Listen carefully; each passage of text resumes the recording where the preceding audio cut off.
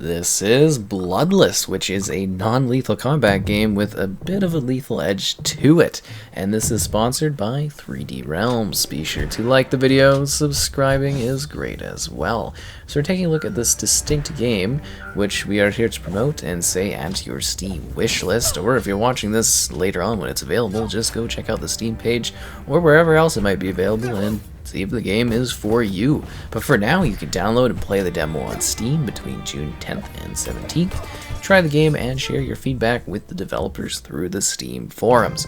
It's actually quite cool when you do finish the demo, which is something like a half hour or so, depending on how much you die, because there was a particular part where I did die a fair bit, where, as I mentioned, non-lethal combat, but there is a bit of a lethal element to it in terms of difficulty, and being a little bit on the edge of a Souls-like kind of game, and that in itself is rather fascinating and interesting, as it wasn't what I had quite expected when I was looking at this game from an aesthetic and a gameplay style. It's actually pretty cool, and yeah, it had a nice little balance of difficulty, frustration, and also satisfaction in completing some of the challenges that popped up.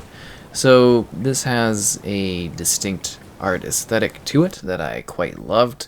It's very stylistic. It's simplistic, but at the same time there's a great level of detail. You can very much tell what the environment's trying to be, what the characters are, and it's got this like nice sort of throwback style that feels reminiscent of something that would be on the go and whatnot, but still something you would play at home. And it's a really nice mix, as it's got this stark contrast of visual aesthetics, where a lot of it is very white, detailed, dark, kind of black backdrops, and then at the same time you've got vibrant flashes of like red for blood, or even pink for your special abilities. It's really quite interesting from a visual standpoint. I quite loved it. Seeing like little water, kind of like puddles, little splashes, and then the reflections of your character moving around, all very nice. Seeing the combat where it's very clear how you're supposed to interact and damage things, and it's just got like a very sleek throwback style that I quite liked and thought worked very well in this game's favor. Now, difficulty-wise, it was definitely a little bit challenging. There was one portion where I was really feeling the pressure during some of the... I guess it was a bit of a boss fight where you're fighting like these three larger enemies.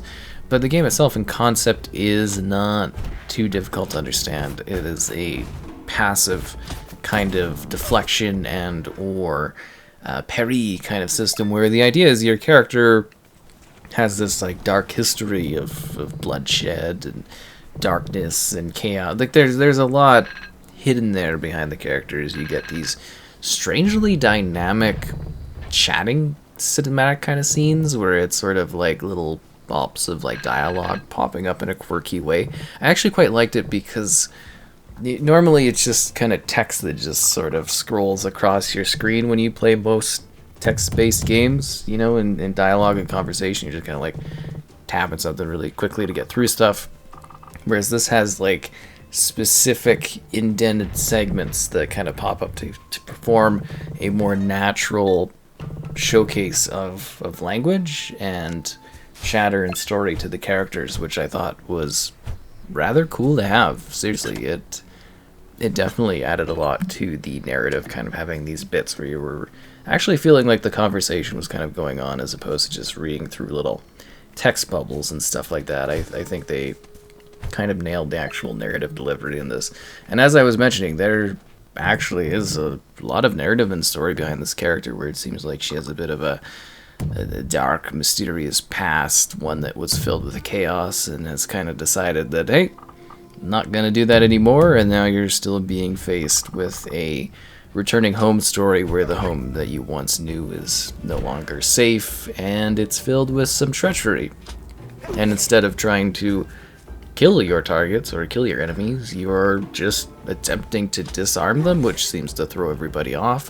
But it's very stylistic, as they try to swing and slash at you, or throw things at you, or do big clubs, or jump around, and yeah, it's kind of neat. Like, it slowly builds up, and then you're getting these multi-layered fighting sequences where you're having to you know, kind of dodge this and then deflect this, and then you've got a bit of a shooting type of ability, but again, in the passive sense, like you're not actually attempting to kill anyone, you're just trying to disarm them and stop them from whatever they're doing. Then you're meeting a couple of interesting characters, there's things you can buy, there's improvements you can make, you can get things that improve your health, you can get things that are like charms for extra specials, there's these items and herbs you collect, and you're able to make your little drinking potions like any Souls game would have. And then there's other little potions you can create as well along the way. And on top of that, you can buy some other little improvements here or there at the various stores that might give you a little bit of an edge over your competition and the enemies you face. I quite like the style of the Traversal 2 in this game. It was really interesting how you have essentially this map that pops up. So you get these sections that you're in, and it's sort of clear where you're headed, but not specifically clear on how to get there. So you move through these environment like tiles in order to figure out how to enter the next tile. It's all very logical in where you're headed, so it's not like you're getting lost, but it was interesting because it gives you a direction and a purpose and a goal, and kind of lets you yourself sit out there and figure out precisely where you're supposed to head and where your next interaction is going to be, and I thought that was really quite cool. It comes together in a very satisfying way, and it's a very interesting, distinct game. Like, the aesthetic really does set itself aside from other things. The difficulty, there's a fair challenge here, I would say, for sure, and if you're into the Souls-like thing, this is a little bit of a twist on that, especially with the idea that you're not a lethal character. You're not an individual that wants to fight, but you're obviously faced with these challenges that you're going to have to overcome, and you're going to have to use varying abilities to do so, while also trying to accomplish your goal of getting the task done without causing any unnecessarily loss of life to any of the characters. And it was just kind of like really unpredictable from that segment in terms of it being something that was really offering something different for gameplay. I had assumed this was going to be a more chaotic, crazy kind of fighting sort of thing, but the fact that you are this passive, defensive first character that obviously comes from a backdrop that is very grim and dark, and you don't want to do that anymore, is an interesting path to take for this type of game, because most of them would very much just be generic hack and slashes, right? You see this type of game, that's what you assume you'd be doing. You'd just be hacking and slashing through the areas. But you are trying to time those attacks, make those defensive moves, and then basically remove your foe from play without actually killing them. And that in itself adds a little bit of a different layering that's almost puzzle-like in terms of figuring out how exactly the situation is handled, the conflicts, and then these multi-layered fights like you're seeing right here that I was kind of talking about earlier for boss fight situations. You really actually have to kind of plan ahead. You're going to have to play through it a few times to get an idea, unless you're really good at doing the right blocks and the right moves, because there's more layers to multiple characters attacking you from multiple perspectives, and you having to not necessarily attack them, but make the move to, you know, sort of block or go after their particular function at the right time in order to get the task done. Which isn't really different from other Souls games in the sense of timing and making your right moves.